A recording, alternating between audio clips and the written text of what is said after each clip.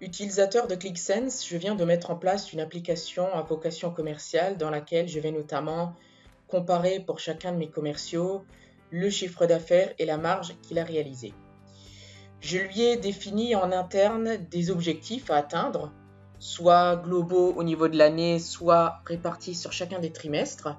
Et je voudrais par exemple comparer ces objectifs au chiffre d'affaires qui a été atteint. Je pourrais éventuellement passer par un fichier Excel et l'intégrer dans mon script de rechargement. Néanmoins, j'ai plusieurs craintes. Premièrement, c'est que ce fichier Excel ne soit pas maintenu, c'est-à-dire que les différentes valeurs d'objectifs des nouvelles années n'y soient pas saisies, que le fichier soit déposé dans un autre répertoire ou éventuellement supprimé, ou qu'il y ait plusieurs versions. Auquel cas, je dois trouver une méthode applicative pour corriger cela. Je peux mettre en place une saisie directe dans Click via l'outil Write. Ici, je peux notamment, pour chacun des commerciaux, saisir le montant qui lui est affilié, que je vais donc comparer au chiffre d'affaires qu'il a réalisé. Je vais prendre un exemple ici. Je vais dire que Benoît Schmitt, il avait un objectif de 300 000. Donc, je vais juste aller saisir les différentes valeurs.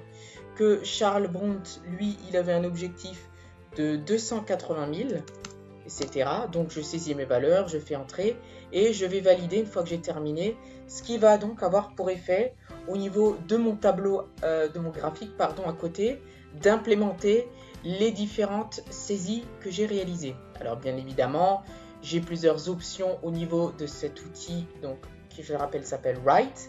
C'est de définir quels sont les champs sur lesquels je vais aller faire des saisies, quels sont les types de saisies, est-ce que c'est de la date, du texte, du numérique, etc. Comment mettre ceci en place? Donc, la première étape sur laquelle on va passer très rapidement, puisqu'elle est surtout technique, c'est de créer une base, soit une base SQL ou une base Oracle, enfin vous avez plusieurs SGBD qui peuvent être liés. Vous allez en fait ici aller y faire la connexion, donc en fait en renseignant le nom du serveur, le port, le nom de la base de données et l'utilisateur qui accède à cette base de données, suite à quoi vous allez créer ce qu'on appelle un endpoint. Donc si je fais référence à l'endpoint que j'ai créé, en fait, qu'est-ce que vous avez dedans? Eh bien vous avez en fait le nom de votre connexion que vous venez de créer, le nom de l'endpoint en l'occurrence, et ici vous allez indiquer si c'est un type de rechargement complet ou partiel, c'est-à-dire est-ce que l'application se recharge entièrement ou uniquement en fonction des saisies que vous faites. Et ici vous allez définir les différents champs en fait qui vont être dans votre base. Donc ici ma clé primaire c'est le commercial, donc c'est le champ sur lequel je vais faire la liaison en fait dans mon modèle de données ClickSense. Et ensuite, ici, je me suis rajouté deux autres champs, un champ numérique qui est l'objectif et un champ date qui est la date de l'objectif. Donc après, éventuellement, je peux revenir ici. Si j'ai des champs qui ne sont pas nécessaires, je peux les supprimer et valider. La deuxième étape, donc, c'est d'implémenter ça au niveau de son script de rechargement de données. Donc, avant de mettre en place une section dédiée à Write, on va inclure tout le script de remontée de données qui était déjà implémenté entre cette instruction qui est, si ce n'est pas un mode de rechargement partiel, alors donc vous faites ensuite vos instructions classiques et tout à la fin vous faites un endif pour terminer donc cette condition. Par la suite du coup bien évidemment vous allez vous connecter en fait à votre base de données sur laquelle vous avez implémenté Write. Après, bien évidemment, il faudra auparavant créer donc la connexion de données. Et puis ensuite, vous avez donc vos rechargements d'informations de Write. C'est-à-dire qu'ici, vous allez tout simplement utiliser la dite connexion, sélectionner vos champs et valider. Par la suite, vous rechargez vos données. Et une fois qu'on arrive dans la feuille, donc, on va pouvoir rajouter un objet correspondant. Donc les objets Write se trouvent au niveau des objets personnalisés dans les extensions. Donc vous avez ici, on va taper Write pour limiter l'affichage. Donc il y a plusieurs extensions. Celle qu'on va utiliser ici, c'est la plus simple, c'est Write Edit. Donc vous le déposez, l'objet, et en fait dans un premier temps on va ajouter une dimension. La dimension, ça va être le champ qui n'est pas du coup régi par la saisie, qui fait la liaison en l'occurrence.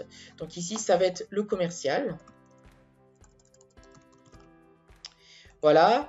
Dans un second temps, en fait, on va plus passer par les dimensions, mais on va passer par les mesures. Alors, je reviendrai tout à l'heure, hein, mais le petit message que vous avez un jour, que vous aviez en rouge, est tout à fait normal.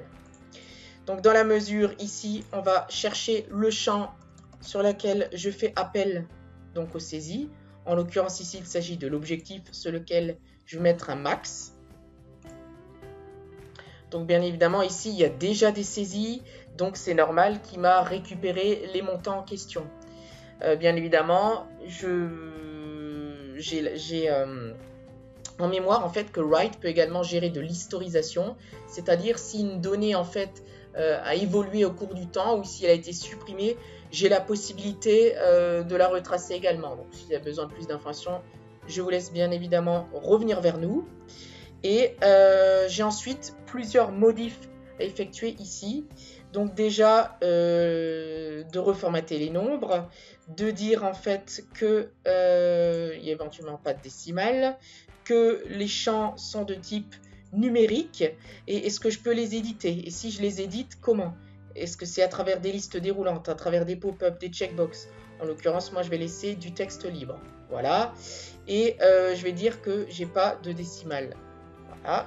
Et la dernière chose, pour éviter que les messages rouges en fait reviennent systématiquement, en fait, c'est d'aller dans la partie Server Settings ici et de remplacer cette URL tout simplement par l'URL et par le port du serveur qui va donc stocker write sur lequel il est installé, et ensuite de faire référence à l'endpoint tout simplement. Ensuite, vous passez tout simplement en terminé, et puis vous pouvez considérer du coup que votre objet write est en place et qu'il se met à jour en fonction de vos saisies, sur vos graphiques, sur vos autres tableaux, etc. Merci de votre attention. Je vous laisse revenir vers nous si vous nécessitez davantage d'informations sur la mise en place de write.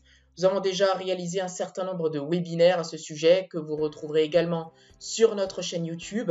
Et puis, vous invite donc à vous abonner à nos réseaux sociaux, à notre chaîne YouTube, pour que vous puissiez profiter du contenu qui arrive prochainement. Merci.